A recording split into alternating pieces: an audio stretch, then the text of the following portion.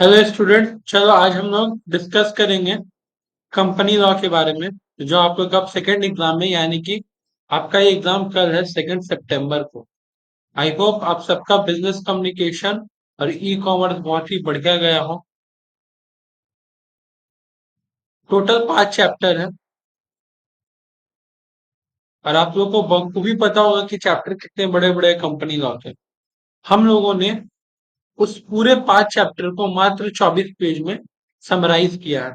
केवल की पॉइंट से इंपॉर्टेंट टर्म्स है, आप केवल उसको गो थ्रू एक बार कर लो, पूरा कंप्लीट हो जाएगा। सबसे पहला, companies act extended to whole India. इसका मतलब क्या है? Companies act extended to whole India. पहली बात तो कंपनी एक्ट आया 2013 में। पहला एमसीक्यू। दूसरा MCQ, it is applicable all over India. दूसरा एमसीक्यू। तीसरा चीज तीसरा चीज जो इससे रिलेटेड है, तीसरा चीज ये है कि भैया including Jammu and Kashmir. Yes, including Jammu and Kashmir. The companies act 2013 consists 29 chapter, 470 section and 7 schedule.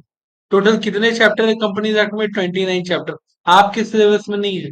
आपके सिलेबस पे कस्टमाइज 5 चैप्टर थे। ठीक है। और टोटल 470 सेक्शन थे जो आपके सिलेबस में नहीं थे, but MCQ point of view से जानना जरूरी है। और टोटल 7 शेड्यूल थे। In term of companies act, company mean, company उसको कहते हैं जो कंपनीज एक्ट 2013 में रजिस्टर्ड हुआ हो, या उसके पहले प्रीवियस कोई कंपनी लॉ में।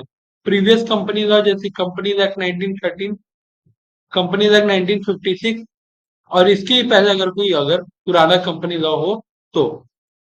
अगर कोई पुराने कंपनी लॉ में रजिस्टर्ड हुआ है तो उसको भी कंपनी माना जाएगा। और कंपनी एक्ट 2013 में अगर हुआ है तो ऑब्वियसली उसको माना जाएगा ही।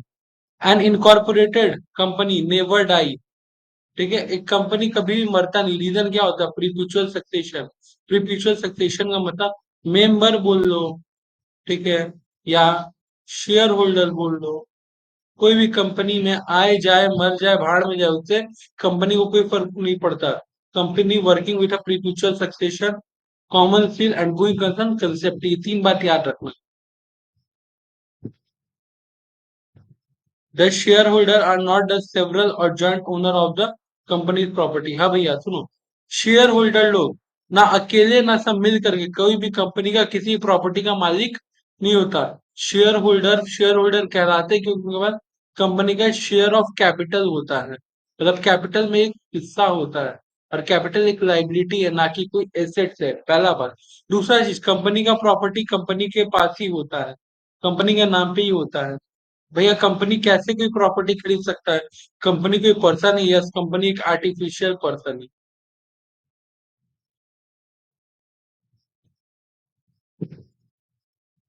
The companies act 2013 introduce the national company law tribunal.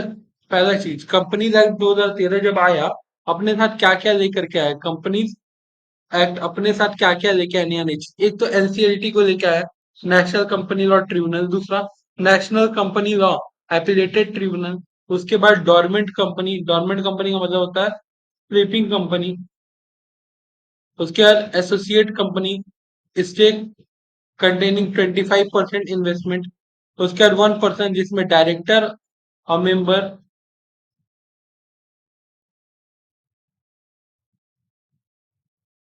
Generally एक होते हैं, मेंबर तो एक ही होता है, डायरेक्टर 1 से 15 होता है। अभी थोड़ा देर में हम लोग सारा कंपनी पढ़ेंगे। Next, the companies act 2013 increase the number of maximum share holder. किसी प्राइवेट कंपनी के पहले यानी 1956 में मैक्सिमम नंबर ऑफ मेंबर कितना हो सकता था? 50।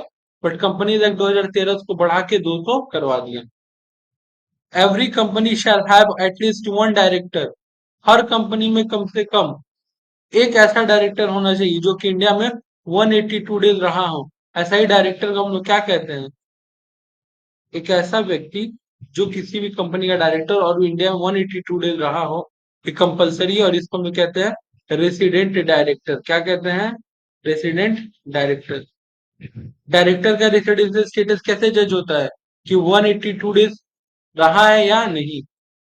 अगर वो रहा होगा तो फिर वो है, अगर नहीं रहा है, ठीक है, तो वो रेसिडेंट नहीं है। The companies act 2013 provided all the listed companies should have at least one third independent director. मान लो कि 9 डायरेक्टर है तो इनमें से वन थर्ड इंडिपेंडेंट डायरेक्टर होना चाहिए. वन थर्ड का मतलब क्या होता है? यानी कि 3 इंडिपेंडेंट डायरेक्टर होना चाहिए. भाई अगर 10 होगा तो 10 का वन थर्ड करेंगे तो 33.33 आएगा तो क्या देंगे? 4. भैया 4 तो तब देते हैं ना जब पॉइंट के बाद वाला डिजिट +5 से ज्यादा हो. कंपनी लॉ में इंडिपेंडेंट डायरेक्टर के लिए ऐसा कोई रूल नहीं है. फ्रैक्शन में कुछ भी आए आप उसको एक इंटीजर आगे ले लोगे. ठीक है. The term body corporate is defined in section 2 clause 11 of the Companies Act 2013. Not include the cooperating. Body corporate किसको कहते हैं? सुनो, बॉडी कॉर्पोरेट उसको कहते हैं जिसके पास प्रीपिचुअल सक्सेशन हो, कॉमन सील हो, आर्टिफिशियल पर्सन माना जाता हो. ठीक है. उन सारे लोगों को बॉडी कॉर्पोरेट कहते हैं. लेकिन कंपनी लॉ इन सारे लोगों को बॉडी कॉर्पोरेट तो बोलता है बट केवल कोऑपरेटिव सोसाइटी को छोड़ के. नेक्स्ट, ये स्टेटरी कंपनीज क्या होता है? जो भले कंपनीज एक्ट में रजिस्टर्ड ना हुआ हो, जो भले कंपनी एक्ट में रजिस्टर्ड ना हुआ हो, मे बी हो भी सकता है, नहीं भी हो सकता, मान लो नहीं हुआ है, बट फिर भी उसके ऊपर MCA ministry of corporate affair और कंपनीज एक्ट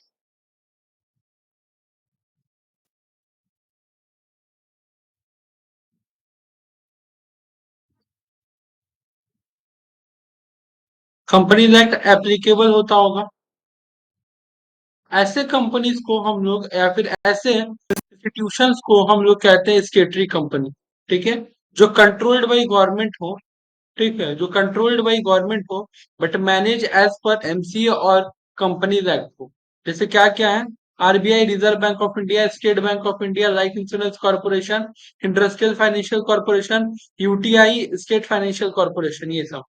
नेक्स्ट हम लोग बढ़ते हैं आगे. On the basis of the liability, liability के अकॉर्डिंग कितना कंपनी होता है? लाइबिलिटी के बेसिस पे सबसे पहले कंपनी लिमिटेड बाई शेयर, फिर company limited by guarantee, unlimited company, OPC. The concept of one person company has now been introduced in 2 clause 62 of Companies Act. Features of OPC क्या क्या है? वन शेयर होल्डर, केवल एक मालिक होता है.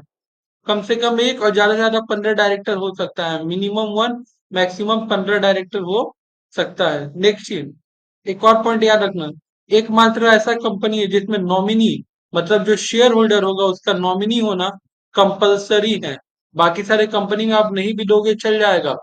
ठीक है. बट यहाँ पे देना कंपलसरी है. Private company according to section 2 clause 62 of companies act. Private company. Public company का सेक्शन क्या है? 2 clause 71.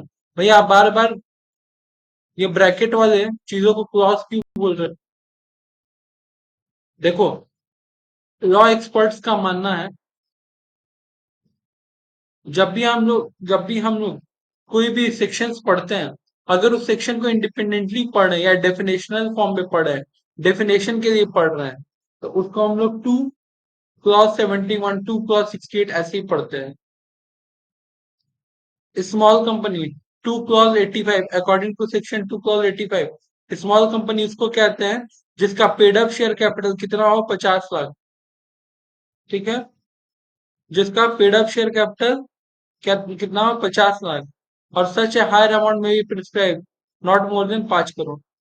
फिलहाल तो 50 लाख है, भविष्य में 5 करोड़ तक भी किया जा सकता है इसका कैपिटल को. Next, turnover 2 crore. आपको क्या क्या याद रखना है? स्मॉल कंपनी, ध्यान से सुनना, स्मॉल कंपनी में पेड अप शेयर कैपिटल कितना होना चाहिए? ठीक है. 50 लाख से ज्यादा नहीं. As per rule, as per law 5 crore. ठीक है. तो भाई एग्जाम में कौन सा, अगर ये वर्ड लिखा आ जाएगा एज पर रूल और एज पर लॉ, तब तो तुमको देख लो यहाँ पे 50 लाख और यहाँ पे 5 करोड़. और एग्जाम में अगर कुछ लिखा हुआ नहीं आएगा तो 50 लाख आंसर है. और टर्न ओवर तो 2 करोड़ है ही. Holding company 2 clause 46, subsidiary company 2 clause 87. भैया होल्डिंग सब्सिडरी क्या होता है? मान जब कोई एक कंपनी सामने वाले कंपनी का 51% शेयर एक्वायर कर लेता है, तो जो कंपनी एक्वायर किया रहता है, ठीक है, उसको कहते हैं होल्डिंग, और जिसका एक्वायर किया रहता है उसको कहते हैं subsidiary.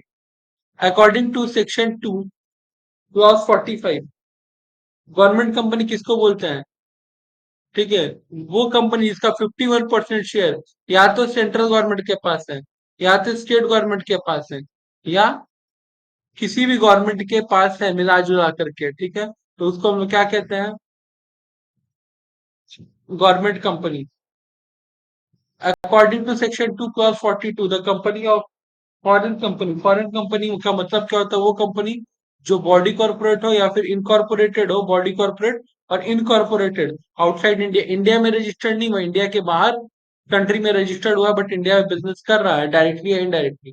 Section 2 clause 6 of the company land, associate company उसको कहते हैं जो सामने वाले कंपनी में 20% शेयर्स रखा हो, उसका उस कंपनी में एक सिग्निफिकेंट इन्फ्लुएंस हो, और बिजनेस डिसीजन में एक बड़ा रोल प्ले करता हो। 3 पॉइंट है। पॉइंट नंबर 1 सिग्निफिकेंट इन्फ्लुएंस, दूसरा पॉइंट नंबर 2 एटलीस्ट 20%, और तीसरा बिजनेस डिसीजन। अगर ये तीन चीज कोई कंपनी किसी दूसरे कंपनी में कर रहा है, तो भैया उसका एसोसिएट कहेंगे। गवर्नमेंट कंपनी किसको कहते हैं? गवर्नमेंट कंपनी उसको कहते हैं जो रजिस्टर्ड हुआ रहता है, बट वो कोई भी तरह का अकाउंटिंग ट्रांजेक्शन नहीं कर सकता है फिलहाल। गवर्नमेंट कंपनी को स्लीपिंग कंपनी कहते हैं। वो कंपनी जो फ्यूचर प्रोजेक्ट्स के लिए बनाया जा रहा है, या फ्यूचर प्रोजेक्ट या फ्यूचर एसेट्स खरीदने के लिए तैयार किया जा रहा है। Has no significant accounting transaction, फिलहाल वो कोई अकाउंटिंग ट्रांजेक्शन नहीं कर पाएगा, ठीक है। एग्जाम्पल बताते हैं, मान लो कि एक एबीसी लिमिटेड है, और एबीसी लिमिटेड को एक रिसर्च करना है, तो वो रिसर्च करेगा, रिसर्च सक्सेसफुल हो जाएगा, तब ना बिजनेस करेगा। तो फिलहाल रिसर्च करने के लिए कंपनी खोल के रखा है, और कंपनी के नाम पे एसेट्स एक्वायर कर रहा है, जिस एसेट्स पे वो रिसर्च करेगा, ठीक है। तो फिलहाल वो केवल एसेट्स परचेज कर सकता है, बिजनेस यानी कि रेगुलर, या फिर आप जिसको कह सकते हो business operational purchase and sales नहीं करेगा। Lifting of corporate will. Here the lifting of the corporate will under the Companies Act 2013 mean ignoring that a company is a separate legal entity having a corporate personality. The principle is known as the lifting of corporate will, या फिर the will of incorporation. अब देखो ध्यान, lifting of corporate क्या? देखो generally क्या होता है,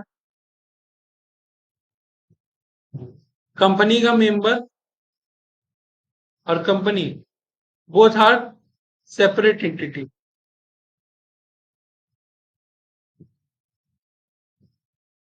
both are separate entity generally. But 7 cases होता है जो हमने क्लास में बच्चों को करवाया था, अगर याद हो तो, RAMU, रामू पीपीसी। इस 7 केस में, रामू पीपीसी, 7 केसेस में ये कॉर्पोरेट विल जो कि कंपनी और मेंबर अलग अलग है, ये चीज हट जाता है, ठीक है। इसी कंसेप्ट को कहते हैं लिफ्टिंग ऑफ कॉर्पोरेट बिल, ठीक है। नेक्स्ट फेमस केस स्टडी क्या है? सलमान वर्सेस सलमान, ली ली एयर फ्लेमिंग लिमिटेड। ये दो केस स्टडी में ये लिफ्टिंग ऑफ कॉर्पोरेट बिल साबित हुआ था। यार फिर से बता देता हूँ, लिफ्टिंग ऑफ कॉर्पोरेट बिल का मतलब होता है, कॉर्पोरेट बिल का मतलब होता है there is a difference between the company and company member, both are separate person, but during the lifting of corporate veil, ठीक है, both are the same person, ठीक है, both are liable for each other mistake. Company का mistake के लिए member, और member का mistake के लिए कंपनी लाइबल होगा। ये हमारा था यूनिट 1 का रिवीजन। अब आते हैं यूनिट 2 का revision. Document of company, documents of company क्या होता है? Formation of A public company involve 7 और मोर पीपल। पब्लिक कंपनी में कितना? Minimum 7, maximum unlimited. ये हो गया मिनिमम, ये हो गया मैक्सिमम। नेक्स्ट, प्राइवेट कंपनी के लिए कितना? 2 और मोर। 2 हो गया मिनिमम, और मोर में हो गया 200, जो कि मैक्सिमम है, ठीक है। 1 पर्सन में केवल एक ही पर्सन रहता है, मिनिमम भी और मैक्सिमम भी। रजिस्ट्रेशन क्या है? Registration is the second part of the formation process. Certificate of incorporation, certificate of incorporation is issued when the registrar is satisfied. Registrar का मतलब, रजिस्ट्रार का पूरा क्या बोलते हैं? ROC। कलकत्ता का ROC कौन है? KG जोसेफ जैक्सन, ये कलकत्ता का आरओसी है, ठीक है। जब वो सारे आपके डॉक्यूमेंट से सेटिस्फाई हो जाएगा, तब वो आपको सर्टिफिकेट ऑफ इनकॉर्पोरेशन देता है। Certificate of commencement of business क्या is required for a public company, ये किसी पब्लिक कंपनी को लगता है start doing business, business start करने से पहले, while the private company can start business once it receive the certificate of incorporation. मतलब ध्यान सुना, अगर आप प्राइवेट कंपनी है, सीओआई मिल गया, सर्टिफिकेट ऑफ इनकॉर्पोरेशन मिल गया, बिजनेस स्टार्ट करो। बट अगर आप पब्लिक कंपनी, क्या कंपनी है पब्लिक, तो आपको सीओआई मिला, उसके बाद सीओसी मतलब certificate of incorporation, certificate of commencement. Section 2 clause 69, promoter किसको कहते हैं? Is named in the prospectus, जिसका प्रोस्पेक्टस में नाम हो, एनुअल रिटर्न में नाम हो, पहला। दूसरा, control the affairs of the company directly and directly, जो बिजनेस का सारा मैटर डायरेक्टली इनडायरेक्टली कंट्रोल करता हो। एडवाइस, डायरेक्ट, इंस्ट्रक्ट, और बोर्ड को जो एडवाइस देता हो, डायरेक्ट डायरेक्शन दिखाता और इंस्ट्रक्शन देता हो।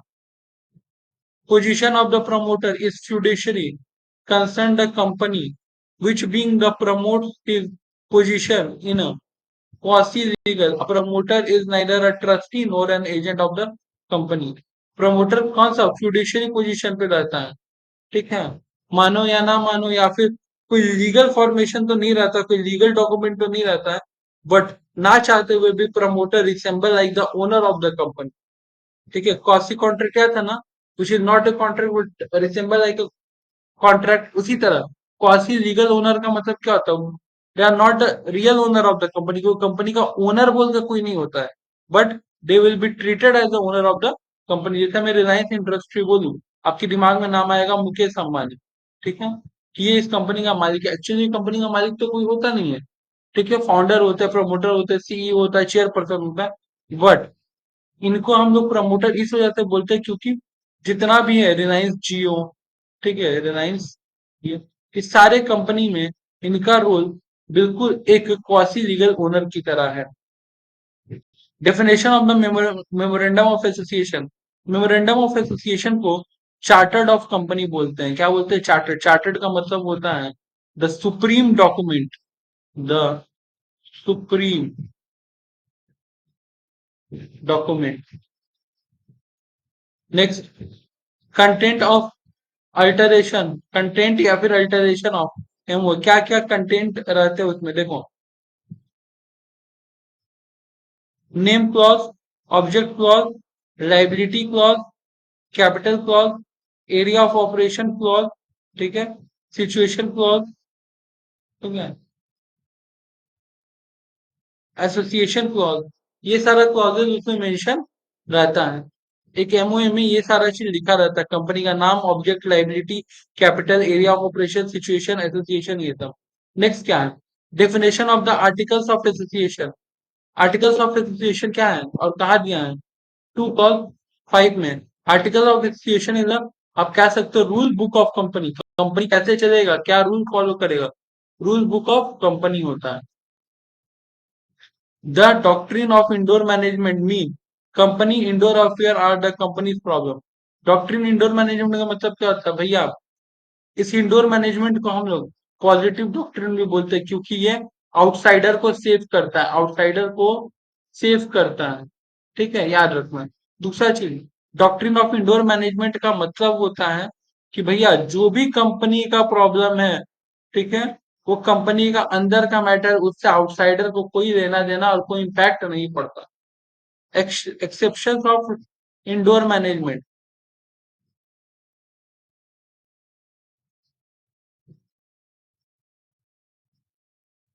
वॉइड एक्ट, ठीक है, नॉलेज ऑफ इरेगुलेटरी। जब देखो कंपनी का अंदर का प्रॉब्लम है, वो बात तो सही है, बाहर वाले को बचाया जाएगा, बट अगर आपको पहले से पता था कि कंपनी का प्रॉब्लम चल, उसके बाद भी आप कंपनी के साथ बिजनेस कर रहे हो, मीटिंग कर रहे हो, डील कर रहे हो, तो ये आपका गलती है, ठीक है। लैक ऑफ अथॉरिटी, बिना किसी पावर के आप ये काम कर रहे होगे। No knowledge of the article, आपने कंपनी का आर्टिकल्स ही नहीं पढ़ा था, या फिर आपने बेवकूफी से नेग्लिजेंस किया। They are the exception of indoor management. Doctrine of ultra vires क्या होता है? बियॉन्ड द पावर, कंपनी का जो करने का पावर नहीं भी था, कंपनी के जो ऑब्जेक्ट क्लॉज में लिखा हुआ है या फिर जो एमओए में लिखा हुआ है, उसके अगेंस्ट या उसके अपोजिट जाके जब कंपनी कोई काम करता है तो उसको हम लोग कहते हैं doctrine of ultra vires. According to companies act 2013 there are the four type of prospectus. ठीक है, चार तरह का होता है।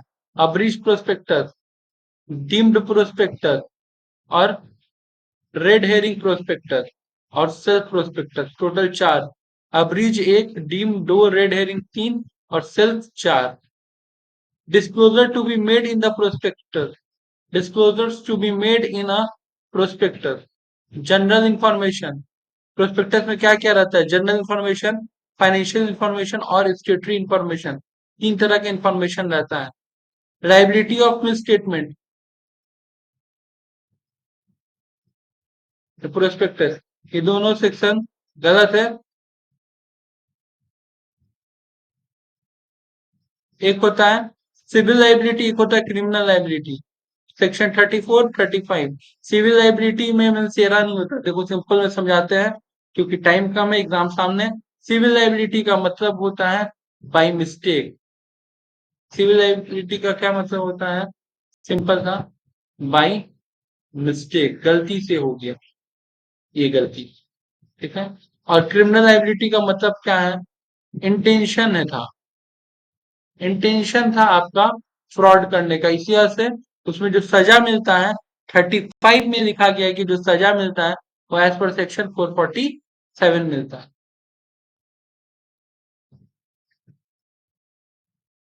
A listed company is whose intended to offer share or debenture can issue prospectus।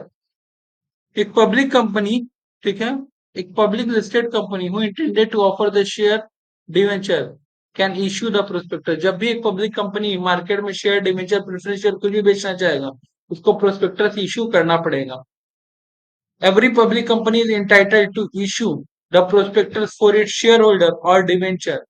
ठीक है, हर पब्लिक कंपनी इंटाइटल है कि वो इशू करे एक प्रोस्पेक्टस, ठीक है, फॉर इट्स शेयर्स और डिवेंचर अपने। But the same is not required for the private company. In private company के लिए कोई प्रोस्पेक्टस बनाने का जरूरत नहीं है। देखो हम लोग चैप्टर 2 का भी की पॉइंट्स का रिवीजन कर लिया है। अब आते हैं चैप्टर 3 में। 2 clause 34, the act says that the director mean a director to the board of company। ठीक है, डायरेक्टर किसको कहते हैं? डायरेक्टर का मतलब भैया वो डायरेक्टर जो अपॉइंटेड हो बोर्ड ऑफ द कंपनी में, जो कंपनी का डे टू डे अफेयर्स के लिए लाइबल हो, day to day affair business matters के लिए लाइबल हो, उसको हम लोग कहते हैं डायरेक्टर। दूसरा, minimum number of director. Public company है 3, प्राइवेट कंपनी 2, ओपीसी है 1। और ये तीनों ही कंपनी में मैक्सिमम डायरेक्टर कितना होना चाहिए? 15। डीन का फुल फॉर्म क्या होता है? Director identification number. ये हर एक डायरेक्टर को इंडिविजुअली अलग से अलॉट होता है, जब भी कोई इंडिविजुअल इंसान किसी कंपनी का डायरेक्टर बन सकता है। अच्छा एक बात याद रखना, डायरेक्टर, कंपनी का डायरेक्टर केवल और केवल एक इंडिविजुअल इंसान बन सकता है। कोई बॉडी कॉर्पोरेट कोई कंपनी डायरेक्टर नहीं बन सकता है।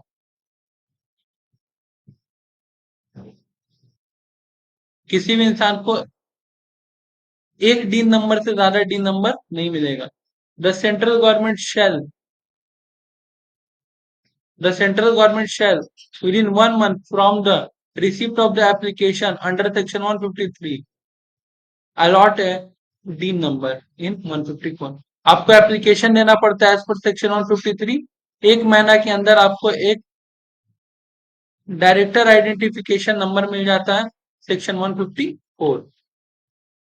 Section 149 of the Company Act provide that only an individual can appoint as a director। जैसा मैंने बोला कि केवल एक individual as a director appoint हो सकता है और कोई नहीं। Next, does no body corporate association or firm appointed as director of the company। 9 number point, the Company Act has not prescribed an academic or professional qualification for director। Company act में कोई भी academic और या फिर professional qualification mention नहीं किया गया है कि भैया आपको डायरेक्टर बनने के लिए इतना उतना पढ़ा होना चाहिए। The act impose no share qualification on the director.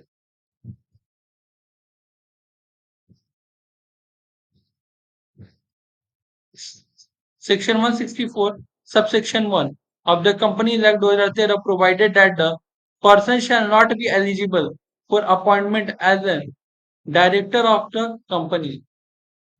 ठीक है, कौन कौन इंसान डायरेक्ट नहीं, अनसॉल्वमेंट पगला नहीं बन सकता, अनडिस्चार्ज इंस्टॉलमेंट इंस्टॉलमेंट आदमी, और जो आदमी खुद अप्लाई किया हो कि भैया मेरे को इंस्टॉलमेंट घोषित कर दो, ही हैज अप्लाइड, और उसका कोर्ट में भी मैटर चल रहा है, पेंडिंग है, जज अभी डिसाइड करने वाला है कि भैया तुम इंस्टॉलमेंट हो या नहीं हो, ऐसा पागल को, ठीक है, इंस्टॉलमेंट को जो खुद बोल रहा है कि हमको इंस्टॉलमेंट घोषित कर दो उसको, और उस इंसान को जो किसी भी तरह का गुनाह किया हो,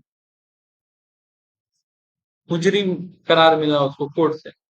11 number point. The first director are usually appointed by the name in the articles of association or in the manner provided therein. Company का सबसे पहला डायरेक्टर कैसे अपॉइंट होता है, एज पर एओए, ठीक है। According to section 152 clause 2, every director shall appointed by the company in general meeting except where act provide otherwise. Generally her director company में, ठीक है, जब भी अपॉइंट होता है वो अपना जनरल मीटिंग होता है, वो जनरली एजीएम में हो या ईजीएम में हो। भैया एजीएम ईजीएम क्या होता है, annual general meeting, extra ordinary general meeting. अच्छा, इस पूरे नोट्स को पढ़ाते उस दौरान बहुत जगह पे बहुत कुछ मैं बोल रहा हूँ जिसका मतलब शायद आपको नहीं पता होगा, तो बच्चों इसमें मेरा कोई गलती नहीं है। बीते हुए 6 महीना में अगर आपने कंपनी लॉ नहीं पढ़ा तो बहुत सारे टर्म्स को समझने में आपको दिक्कत आएगा, ठीक है। बट फिर भी मैं कोशिश कर रहा हूँ कि जितना ज्यादा से ज्यादा डिस्कशन हो पाए, जितना ज्यादा से ज्यादा चीज हो पाए, इस वीडियो के माध्यम से आपको बताऊं। Section 164 clause 4, as per the amendment by the amendment act 2017, ठीक है, companies amendment act 2017 empower the board fill the casual vacancy. अगर कोई डायरेक्टर बीच में कंपनी छोड़ के चल जाता है तो एक casual vacancy is one that arise otherwise by the retirement और expiration of the time period. मतलब ना उस डायरेक्टर का रिटायरमेंट हुआ था, ना उस डायरेक्टर का एक्सपायर पीरियड आया था, यानी कि उसका जॉब खत्म होने का टाइम, बट वो छोड़ के चला गया। ऐसे केस में जब वो छोड़ के जाता है तो उस स्पेस को हम लोग कहते हैं कैजुअल वैकेंसी, ठीक है। उस कैजुअल वैकेंसी को भरने का जिम्मेदारी होता है बोर्ड ऑफ डायरेक्टर का। अगर कोई डायरेक्टर गया है बीच में काम छोड़ के तो नया डायरेक्टर लाने का काम बोर्ड ऑफ डायरेक्टर्स का है। For the first time, Companies Act 2013 has introduced the concept of the resident director. वो पढ़े थे जिसमें 182 डेज होता है। The term of independent director is up to 5 consecutive year. हर इंसान किसी कंपनी में कंटिन्यूसली 5 साल तक ही इंडिपेंडेंट डायरेक्टर रह सकता है, उससे ज्यादा नहीं। फिर उसके बाद 5 साल कूलिंग पीरियड में रहेगा। मतलब कोई भी इंसान, जैसे मैं किसी कंपनी में 5 साल डायरेक्टर हूँ, फिर इंडिपेंडेंट डायरेक्टर, फिर 5 साल मेरा कूलिंग पीरियड, मैं उस कंपनी में नहीं रहूंगा, क्या फिर बन सकता हूँ। तो आप लगातार 5 साल तक के लिए बन सकते हो, उससे ज्यादा के लिए नहीं। Below mention are companies act that need to appoint a minimum 2 independent director. बोल रहा है कि कम से कम आपको 2 इंडिपेंडेंट डायरेक्टर अपॉइंट करना पड़ेगा अगर आप नीचे कंडीशन में आते हैं। क्या, पहला कि आप पब्लिक कंपनी है, दूसरा आपका paid up share capital 10 crore हो गया है या उससे ज्यादा हो गया है, तीसरा आपका एनुअल टर्नओवर 100 करोड़ है। पब्लिक कंपनी है, ठीक है, paid up share capital turnover limit को टच कर दिया है तब, और मान लो पब्लिक कंपनी है और आपका लोन 50 करोड़ है, ठीक है। तो हाँ,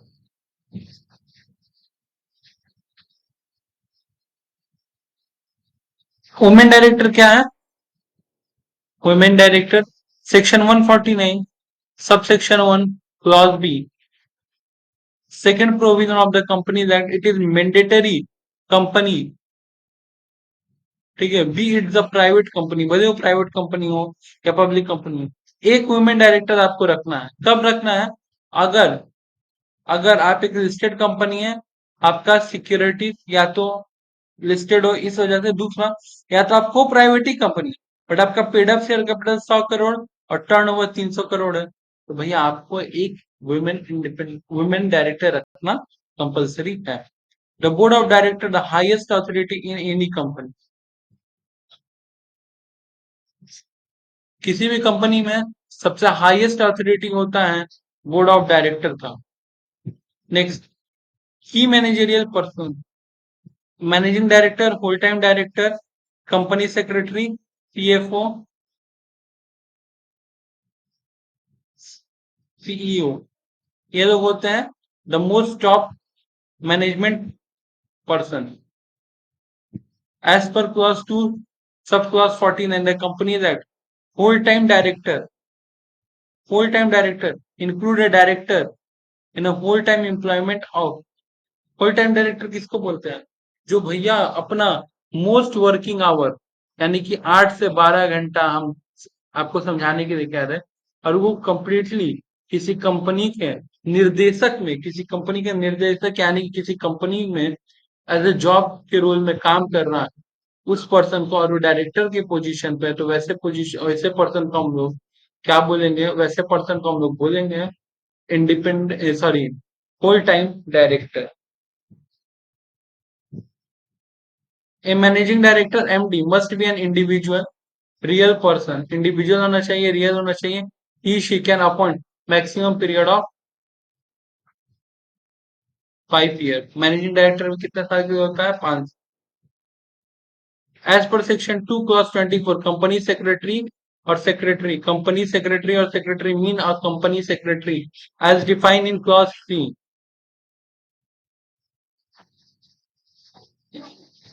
डिफाइंड इन clause 3 ऑफ सब सेक्शन 1 2.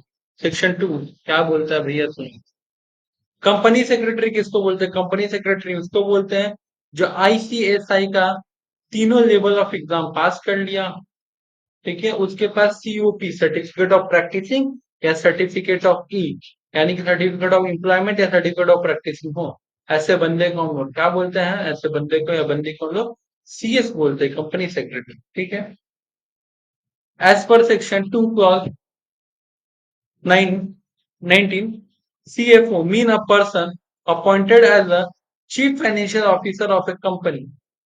एक ऐसा पर्सन जिसको chief financial person of the company बोला जाए, मतलब जिसके कंट्रोल में सारा फाइनेंस का इंफॉर्मेशन हो कंपनी का, ठीक है.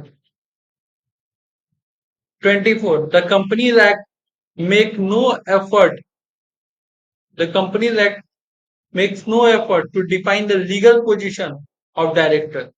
कंपनी एक्ट जनरली ढंग से कोई डायरेक्टर का कोई पोजीशन बताए नहीं है. They have a various time been describe, ठीक है. जज उनको एजेंट मान लेता है, ट्रस्टी मान लेता है, मैनेजिंग पार्टनर मान लेता है. तो कोई प्रॉपर नहीं डेफिनेशन है, बट हाँ कंपनीज को कंट्रोल करने वाला, कंपनीज को चलाने वाला लोग तो यही होता है.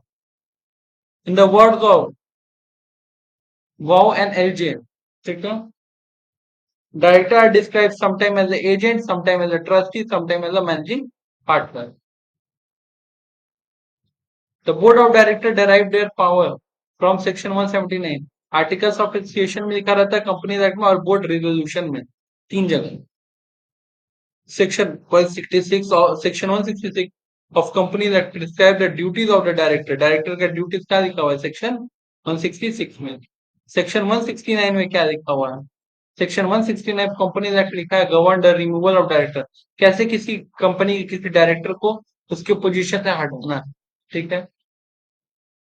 Shareholder has the legal right to remove the director in a general meeting through the ordinary resolution. मतलब किसी मीटिंग में, एक जनरल मीटिंग में कोई भी मेंबर 51% बाकी के मेंबर लोग से कंसेंट लेकर के,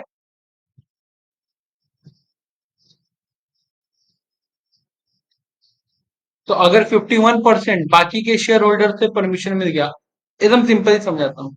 फर्म शेयर होल्डर आए हैं, उसमें से अगर 51 शेयर होल्डर, ठीक है, अगर बोल दे कि हाँ इस बंदे को डायरेक्टर के पोजीशन से हटाना है, ठीक है, तो इस 51% वोट को ही हम लोग ऑर्डिनरी रेजोल्यूशन बोलते हैं, ठीक है. तो शेयर होल्डर के पास ये राइट है कि 51% यानी कि ऑर्डिनरी रेजोल्यूशन पास करवा करके उसको डायरेक्टर के पदवी से हटा सकता है.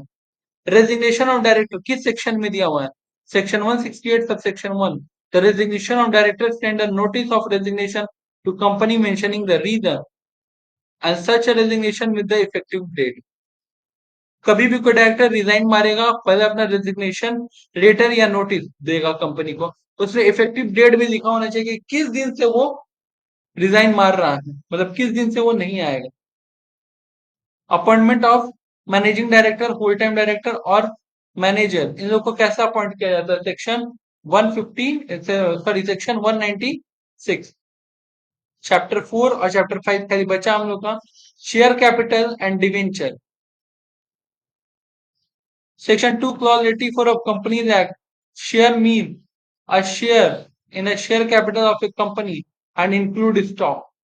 ठीक है, शेयर का मतलब क्या होता है? शेयर का मतलब होता है, देखो, एक कंपनी को चलाने के लिए क्या चाहिए? पैसा, यानी कि फंड चाहिए। और उस फंड को जब हम लोग छोटे छोटे पार्ट में तोड़ देते हैं, उस पार्ट को हम लोग शेयर बोलते हैं। As per section 43, as per section 43 subsection A, equity share capital may be divided on the basis of the voting right and difference right as to divided। Sorry friend, आज video बनाने में बहुत ज्यादा disturbance हो रहा है, because आज हमारे घर में किसी एक पर्सन का डेथ हो गया है, तो सॉरी फॉर डिस्टरबेंस। अच्छा, हम लोग पढ़ रहे थे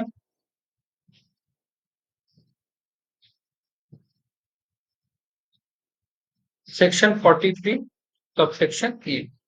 एज पर सेक्शन 43 सबसेक्शन है, every equity share may be divided on the basis of voting right, differential voting right as to dividend, voting right or otherwise according to the equity share capital कैसे बढ़ता है? Voting right के basis पे, differential voting right के basis पे और dividends के basis पे, इन सब चीजों के बेसिस पे जनरली इक्विटी शेयर को बांटा जाता है। According to section 55 of the act, company limited by share cannot issue any preference share which are irredeemable। कोई भी लिमिटेड कंपनी कभी भी इरिडीमेबल प्रेफरेंस शेयर इशू नहीं कर सकता है। रिडीमेबल कर सकता है, इरिडीमेबल नहीं कर सकता है। पीरियड ऑफ रिडीमेबल प्रेफरेंस 20 साल से ज्यादा नहीं होगा। सेक्शन 53, कोई भी कंपनी डिस्काउंट में शेयर नहीं बेच सकता है। सोचो, तुम लोगों को क्लास 12 में इश्यू ऑफ शेयर करवाया गया डिस्काउंट वाला, बट सेक्शन 53 कंपनी ने बोल दिया है कि भैया कोई भी शेयर डिस्काउंट में इश्यू नहीं हो सकता है। फ्रेश इश्यू, री इश्यू आप करो डिस्काउंट में, लेकिन फ्रेश इश्यू नहीं होता है। ठीक है, इसके बावजूद भी आप लोग कम बनाते थे। ठीक है, फॉर प्रैक्टिस है।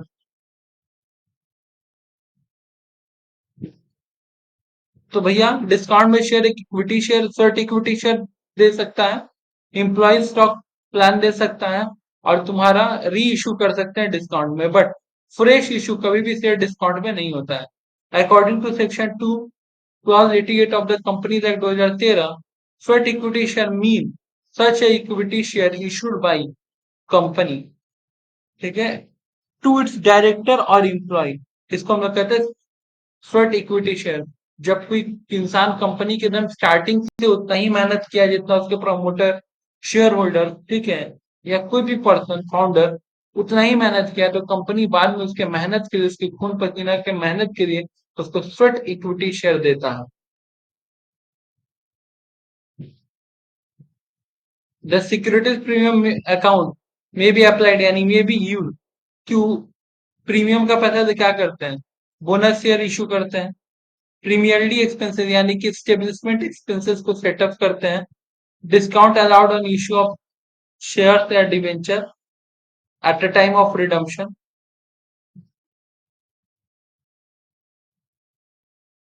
जब भी इक्विटी शेयर, प्रेफरेंस शेयर या डिवेंचर रिडीम और बायबैक होता है, तब उसका रिडम्पशन या बायबैक के टाइम में कंपनी कुछ एक्स्ट्रा पैसा देता है। एक्स्ट्रा पैसा किस अकाउंट से देता है? सिक्योरिटीज प्रीमियम से। Section 46 of the Act declares the certificate issued by the company under the common seal of the company shall be a prima facie evidence that title of the partner to such a share।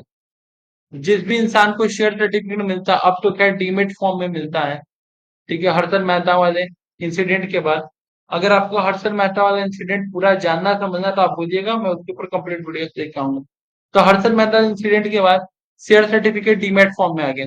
इस demat form में जिसका नाम लिखा रहता है, वो व्यक्ति यानी कि वो पर्सन उस शेयर्स का ओनर है, as per the prima facie evidence of the Latin term world. ठीक है। Bonus share can be issued out of, bonus share कहाँ से देते हैं? एक तो प्रीमियम से, एक फ्री रिजर्व से, और कैपिटल रिडम्पशन रिजर्व, ये तीन रिजर्व का पैसा यूज करते हैं बोनस शेयर बांटने के लिए। कोई भी बोनस शेयर नहीं दिया जाएगा रिवेल्युएशन ऑफ एसेट से। हम लोग 12 में रिवेल्युएशन अकाउंट सीखे थे ना, फिर आप लोग को थर्ड सेमेस्टर में सीखना है रिवेल्यूशन अकाउंट। तो रिवेल्यूशन अकाउंट में जो भी प्रॉफिट होता है उस प्रॉफिट से बोनस शेयर आप नहीं बांट सकते हैं। ठीक है। Buyback of equity share can be made out of, buyback कैसे करते हैं? Free reserve, secret stream, proceed of any share और स्पेसिफाइड शेयर। शेयर बेच करके बायबैक करते हैं, या प्रीमियम का पैसा दे करते हैं, या तो फ्री रिजर्व से बायबैक करते हैं। बायबैक का मतलब कंपनी जब खुद का शेयर खुद वापस खरीदता है तो। Board of director can approve buyback up to 10% of the total paid up share capital. एक बार में बायबैक केवल 10% तक अलाउड है, उससे ज्यादा अलाउड नहीं है। Share holder by a special resolution, यानी कि 75% vote of voting power of share holder can approve buyback. अगर 75% लोग मिलकर के बोल दिए तो बायबैक कर सकते हैं अप टू 25% तक, मतलब मिनिमम 10, ज्यादा से ज्यादा 25 का रखते हैं। ठीक है। पोस्ट बायबैक क्या होना चाहिए? भैया पोस्ट बायबैक हो या ना हो, तुमको ऐसे भी याद होना चाहिए। डेप्ट इक्विटी रेशियो क्या होता है? 2:1, आइडियल डेप्ट इक्विटी रेशियो। इससे ज्यादा नहीं होना चाहिए। No offer of buyback under the sub section shall be made with the period of 1 year from the date of the closure of the preceding offer of buyback. सुनो भैया, no offer of buyback under the sub section shall be made within a period of 1 year from the date of the close of preceding buyback. जिस साल buyback खत्म, जिस वक्त buyback खत्म किया वहां से लेके 1 साल तक, आने वाला 1 साल तक अब दोबारा बायबैक नहीं होगा। Next, every buyback shall complete within a period of 1 year। 1 साल के अंदर बायबैक हो जाना चाहिए। मतलब आज आप स्पेशल रिजोल्यूशन 75% मेंबर लोग से परमिशन लिए, जिस दिन परमिशन लिए, ठीक है, जिस दिन बोर्ड ऑफ डायरेक्टर से परमिशन लिए, इन दोनों से परमिशन लेने के बाद कंपनी को अपना बायबैक कंप्लीट कर देना है। ठीक है। कितने दिन के अंदर? 1 साल के अंदर अंदर। मेथड ऑफ बायबैक क्या होता है? एक, शेयर होल्डर से मांगो, एक मार्केट से अपना शेयर निकाल लो, और दूसरा purchasing a security issue to the company, जो शेयर कंपनी के एम्प्लॉयज को दिए थे वो ले लो। 3 तरीका होता है बायबैक करने का, शेयर होल्डर से, मार्केट से, और एम्प्लॉय से।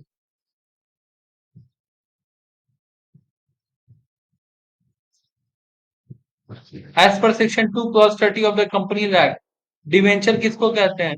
Debenture include debenture stock, bond और any other instrument of the company evidence a डेप्ट whether the consisting a charge on the assets of the company.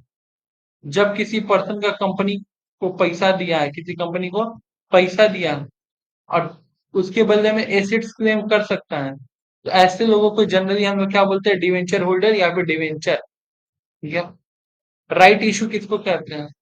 जब भी कंपनी को पैसा का जरूरत पड़ेगा, आउटसाइडर को शेयर बेचने से पहले वो एग्जिस्टिंग मेंबर से पूछेगा, और यही पूछने वाले सिलसिला को हम लोग कहते हैं right issue. A company may reduce its share capital by doing either of the following: seeking member approval by passing SR, यानी कि बार बार लिख रहा है, SR का मतलब होता है 75%, और filling an order of court. एक कंपनी अपना शेयर कैपिटल कैसे घटा सकता है? या तो सारे मेंबर लोग मिल करके बोले तब 75%, या तो कोर्ट का आदेश पे।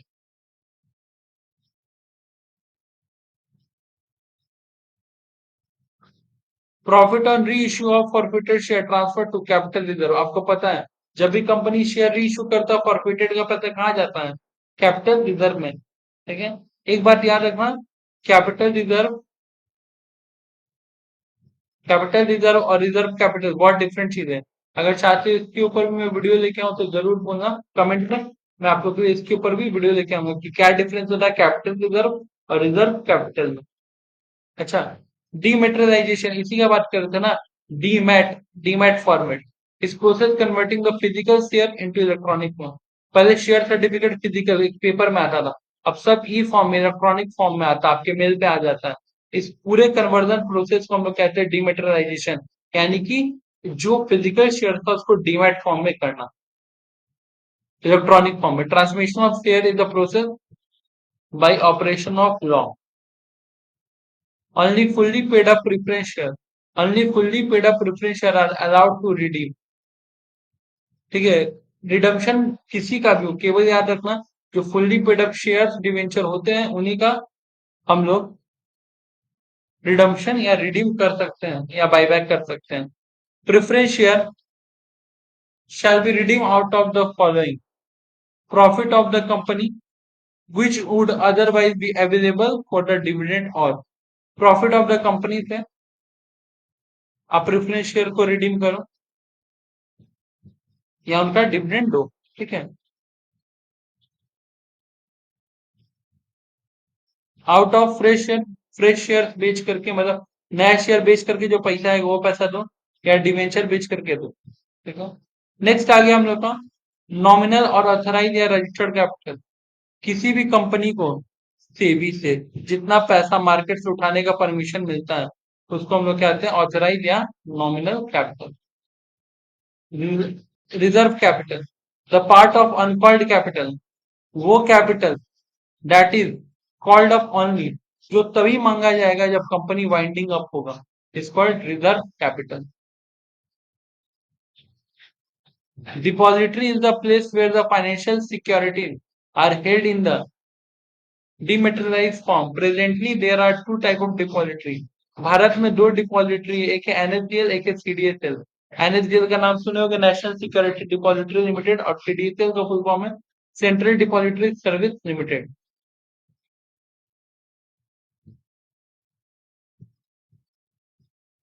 अब हम लोग लास्ट चैप्टर में आ गए हैं, इसमें देख लो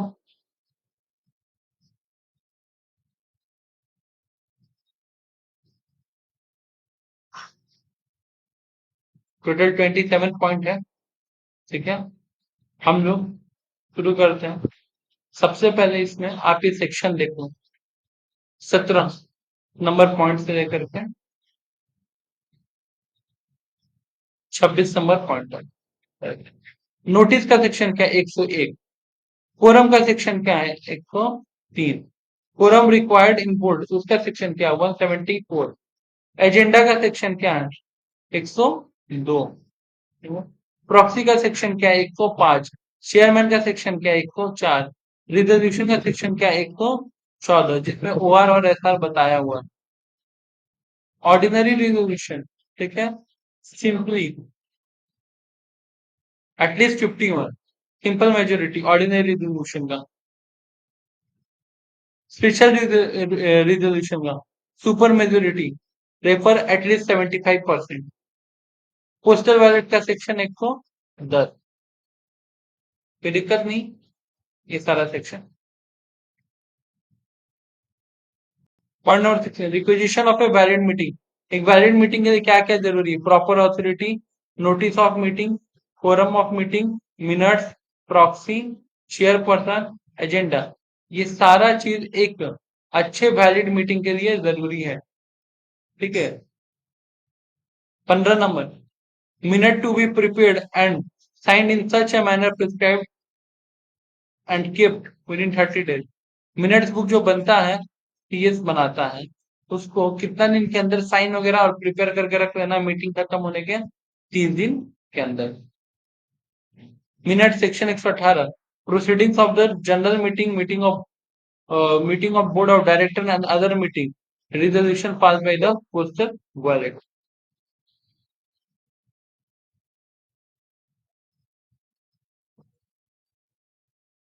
13 number, section 230 the companies act, meeting between the creator and member, यानी कि शेयर होल्डर, इनके बीच में होता है मीटिंग।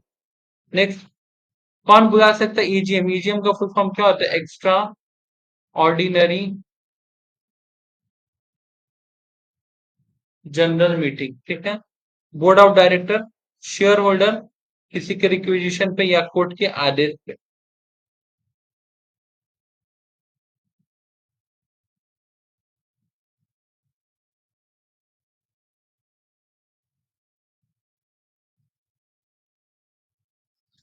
बोर्ड ऑफ डायरेक्टर और शेयर होल्डर, ये दोनों पॉइंट है तुम्हारा 100 नंबर सेक्शन का, और ये दोनों पॉइंट है तुम्हारा 98 नंबर सेक्शन का। An extraordinary general meeting (EGM) is a shareholder meeting called other than the company schedule AGM. AGM के अलावा जो भी शेयर होल्डर्स का मीटिंग बुलाया जाता है उसको हम लोग एक्स्ट्राऑर्डिनरी जनरल मीटिंग कहते हैं। Quorum, the board meeting.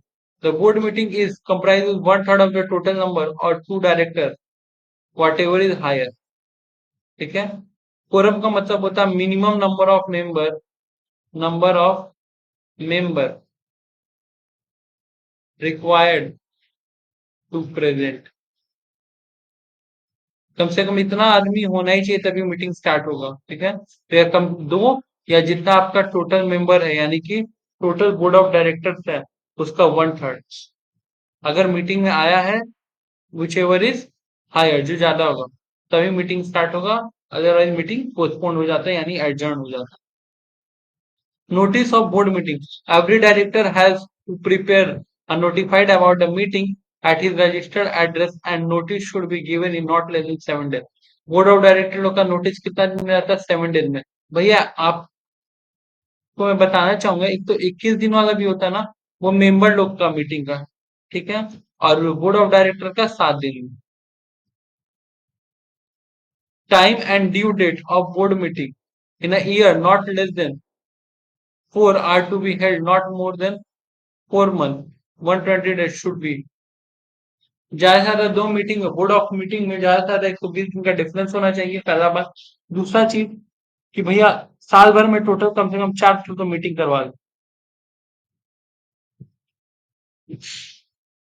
The first board meeting should be held with in 30 days of the incorporation. Company खुलने के 30 दिन के अंदर आपको मीटिंग करवाना है। Next, minutes of AGM. Minutes mean a formal writing record in a physical or electronic form of the proceeding of the meeting. It entered in the meeting book within 30 days from AGM. Minutes of AGM क्या होता है? जब भी annual general meeting हो जाता है, annual general meeting होने के बाद आपको एक फॉर्मल रिकॉर्ड रखना पड़ता है कि मीटिंग में क्या क्या डिस्कशन हुआ था, फिजिकल फॉर्म में भी इलेक्ट्रॉनिक फॉर्म में भी, जैसे चाहो। और वो सारे डिस्कशन को लिखना हम लोग कहते हैं मिनट बुक को लिखना। ठीक है, और मिनट बुक 30 दिन के अंदर, एजीएम खत्म होने के 30 दिन के अंदर लिखा जाना चाहिए। कोरम ऑफ एजीएम या फिर एजीएम, अगर प्राइवेट कंपनी है तो कम से कम 2 आदमी। पब्लिक कंपनी है, ठीक है,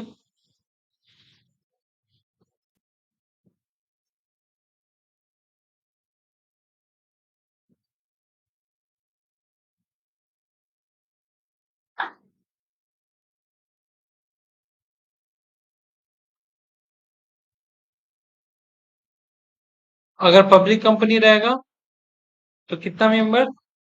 5 चाहिए। अगर 1000 मेंबर है तो 5 आदमी आना चाहिए। 1000 से 5000 अगर मेंबर है तो आपको फिर 15 आदमी आना चाहिए, और 5000 तो अबव है, कम से कम 30 आदमी आएगा तभी मीटिंग स्टार्ट होगा, अदरवाइज नहीं होगा। टाइम ऑफ एजीएम 9 से 6। ठीक है, एनुअल जनरल मीटिंग का टाइम क्या 9 से 6 होता है, और दूसरा बात पब्लिक हॉलीडे के दिन नहीं रहता है।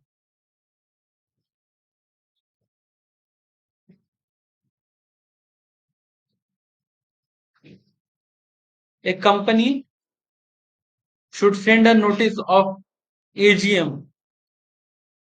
किसको किसको भेजता है? ऑडिटर को, मेंबर के रिप्रेजेंटेटिव्स को, और director. The meeting has to be pre notified not less than 21 days. याद रखना, बोर्ड ऑफ डायरेक्टर वाला मीटिंग जब होता है तो 7 दिन, और अगर जनरल मीटिंग होता है मेंबर्स का तो 21 दिन के पहले आपको इन्फॉर्म करना पड़ता है by sending notice. According to section 93 of the companies act, every company whether public और प्राइवेट एक्सेप्ट ओपीसी कंपनी, ठीक है, section 96 of the companies act, यानी कि एनुअल जनरल मीटिंग, ठीक है, ऑफ कंपनी एवरी, हर कंपनी को फॉलो करना हो, पब्लिक हो या प्राइवेट हो, बस सिर्फ ओपीसी को नहीं करना। ठीक है, देखो सारा चैप्टर का, पांचों चैप्टर का क्विक रिवीजन हम करवा चुके हैं।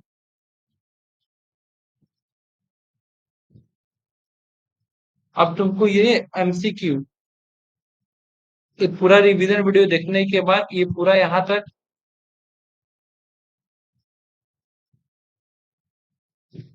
टोटल करीब करीब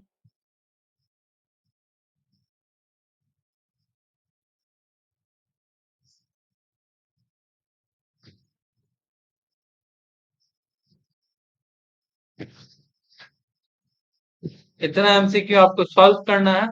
और आज शाम को अगर टाइम हो पाया तो मैं बिल्कुल कोशिश करूंगा कि ये जो टारगेट एमसीक्यू सीरीज है इसको मैं पूरा आप लोग के लिए कंप्लीट करवा पाऊँ। ठीक है, तब तक के लिए थैंक यू। अच्छे से पढ़ाई करो, अच्छे से एग्जाम दो। बाय।